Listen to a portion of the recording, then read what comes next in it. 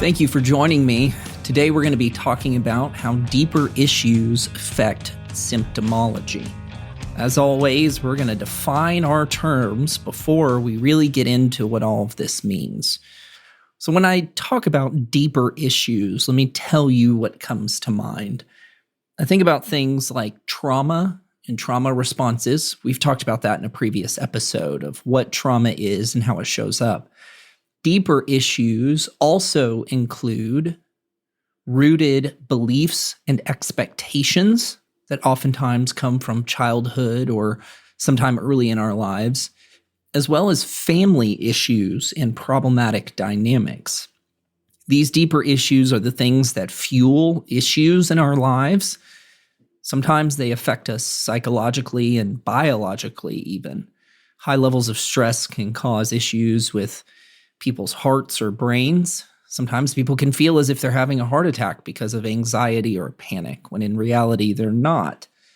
These deeper issues can cause other things to happen. They can cause biological outputs, including gaining and losing significant amounts of weight. So these deeper issues are the fuel to the fire, so to say.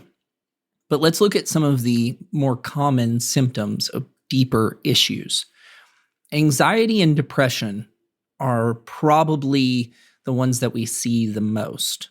What I mean by anxiety and depression isn't just a little bit of worry. This level of anxiety isn't just the low-level stuff that we normally think about. This level of anxiety that I'm talking about has more to do with heightened concern around relationships and emotional issues. Depression in this category has to do more with an ongoing low level of feeling and to sometimes an element of numbness.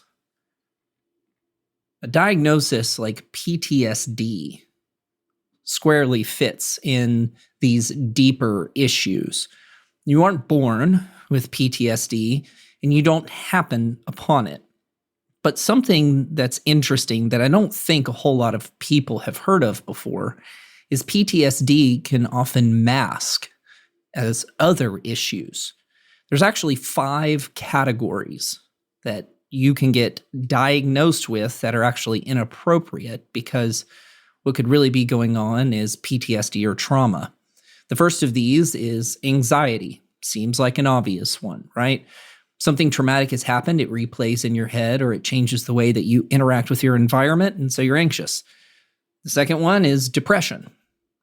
This PTSD symptom has more to do with hopelessness, or this idea that there's not more out there, you have to stay low. One really interesting one, and something that actually put a big knife into the whole medication craze is trauma and PTSD can actually show up like ADD and ADHD. Follow me here for a second.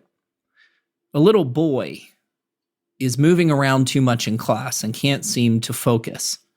Whenever a teacher gives him an assignment, he loses himself and goes somewhere else in his mind. Now, it'd be really easy to say, well, this kid's just got ADD. He can't focus. Or maybe he's hyper and moving around. That's ADHD.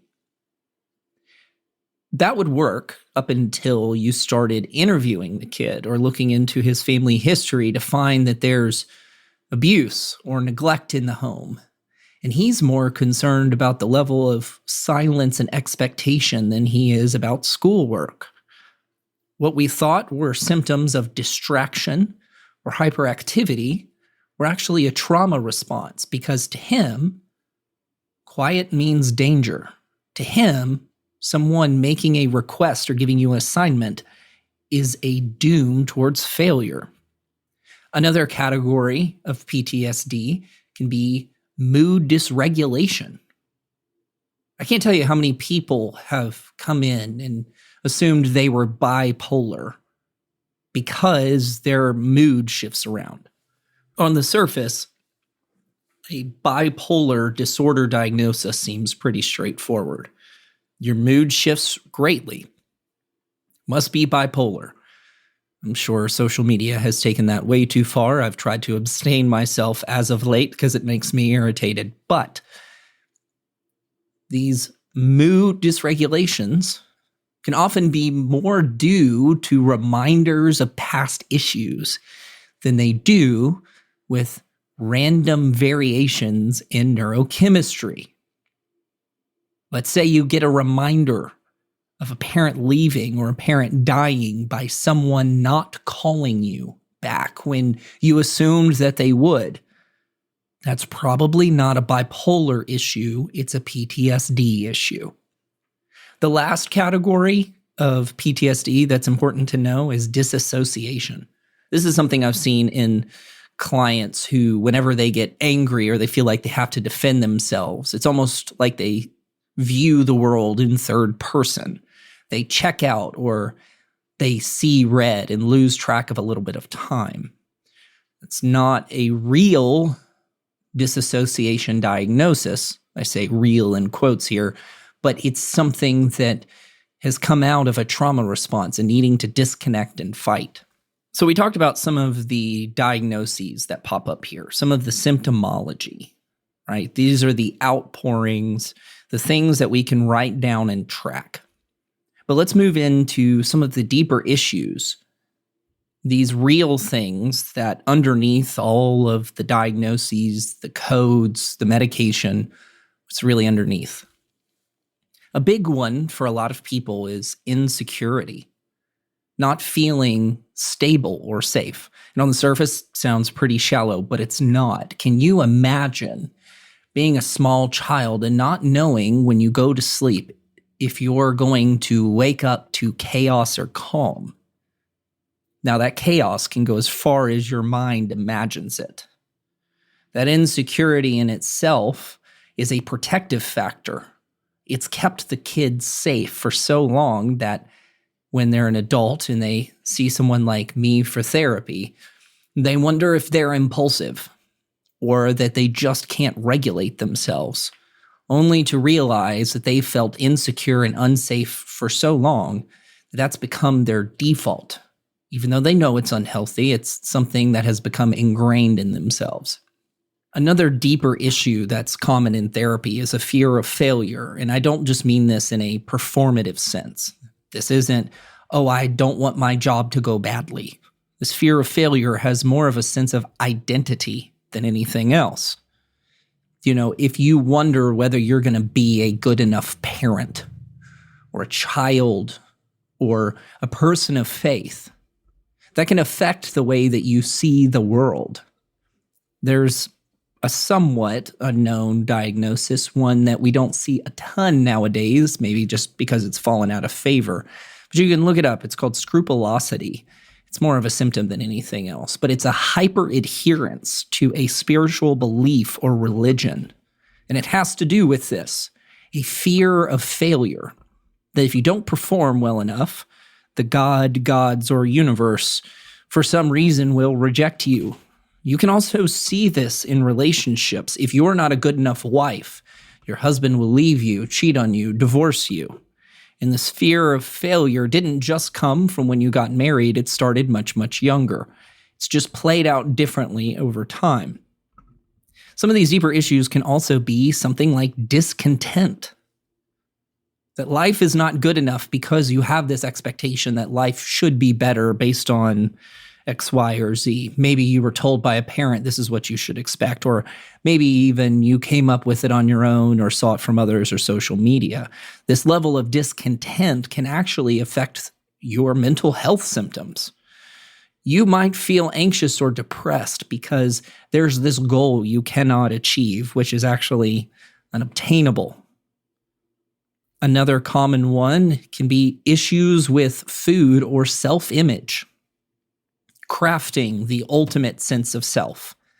Now, it goes even deeper than that, of very basic sense of not being good enough. If you have an issue with identifying who you are or providing value to others, food can be an easy way to try to manage that. I say easy in quotes here. So if anyone got a little upset with me, I'm saying it in quotes. Food can be a rather direct way to handle it. I was actually talking with a colleague of mine not too long ago who lives in a more metropolitan area. She was talking to me about how many teenage girls would come in for anxiety.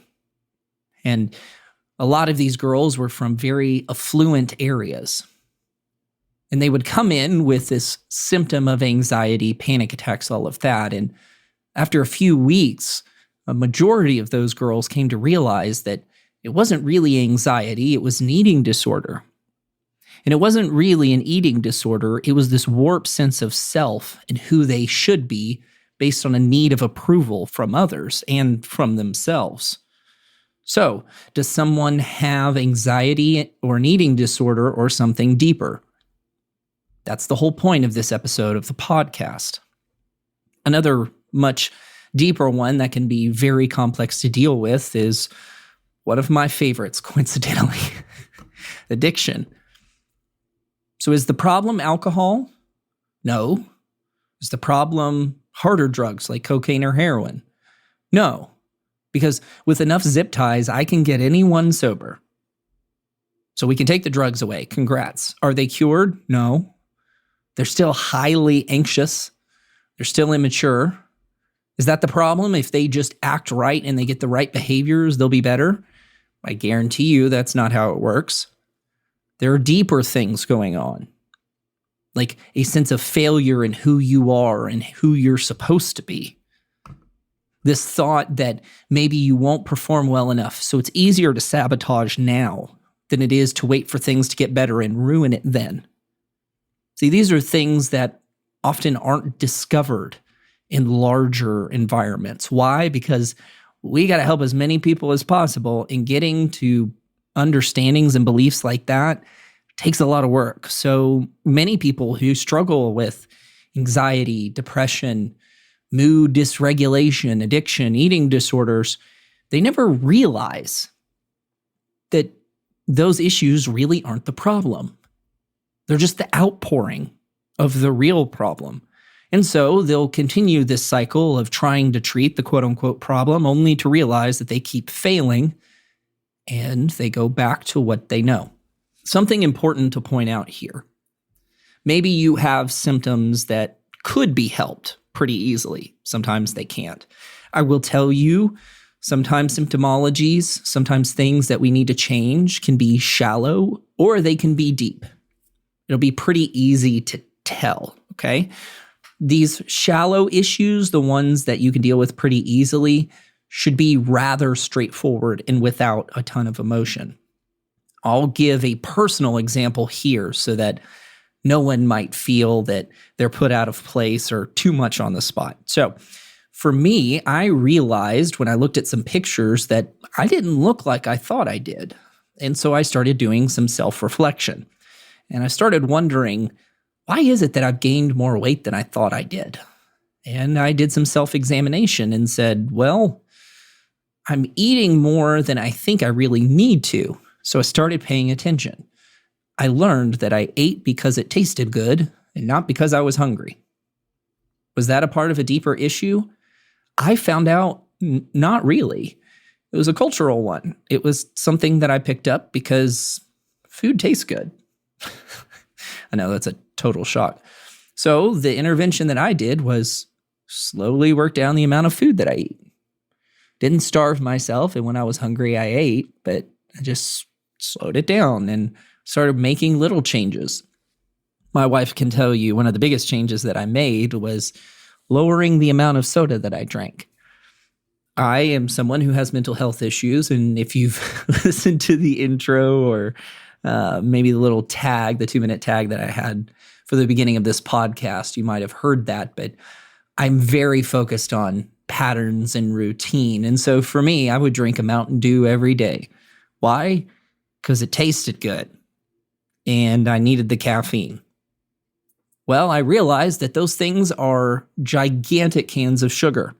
So I went from a full Mountain Dew to a Mountain Dew Zero. Those things are awful. They should only be in transitionary periods. I don't know how anyone drinks them long term, but eventually I moved down to water bottles with some of those little flavored caffeine packets. And wouldn't you know it, because my eating wasn't tied to a deeper issue or sense of self, it became more about my stubbornness than it did about some deeper pain.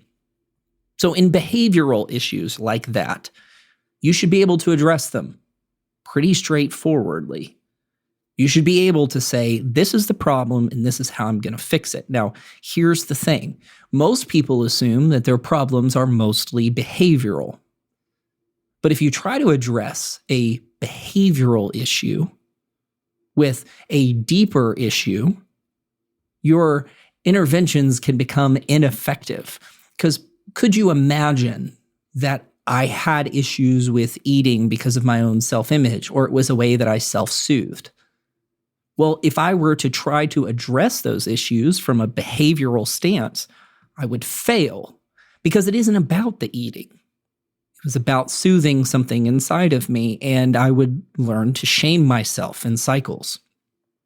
This is actually a great example and wasn't exactly where I was planning on going with this episode, but it's my guess that that's the big reason why a majority of weight loss endeavors fail, because people are trying to treat a deeper issue with a behavioral intervention.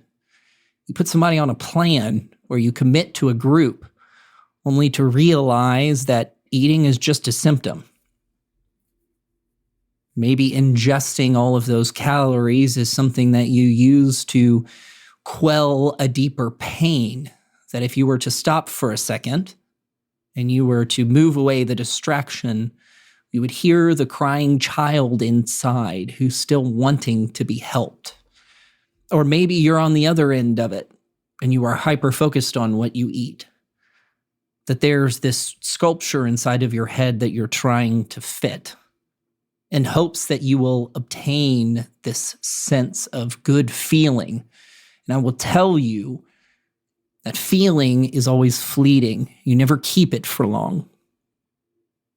In therapy, do I advertise that I can help with weight loss? No, because it's not my specialty. But can you work on deeper issues that might help you with things like that? Absolutely.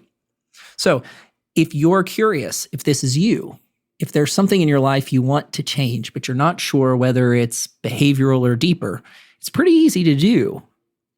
Make a small change and see if it sticks. If it doesn't, it might be something deeper. Now, would it be some deep family trauma? Maybe, maybe not, but if it can be helped behaviorally, then do it. I know one thing that I still struggle with is, man, I really should exercise more. Does that have to do with just behavioral issues? Sort of. My schedule's crazy, so I can't always take the time. Does it have to do with something deeper? Yeah. I want to be able to look good for my sense of self.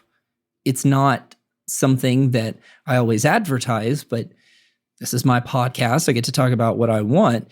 I have to address some of my own stuff in that. Does that mean I'm going to become a marathon runner? No, I hate running, and I think the people that love running are lying to themselves and everyone around them. Soapbox for another time. But if you find that there are those deeper issues, I would encourage you to find someone who can help.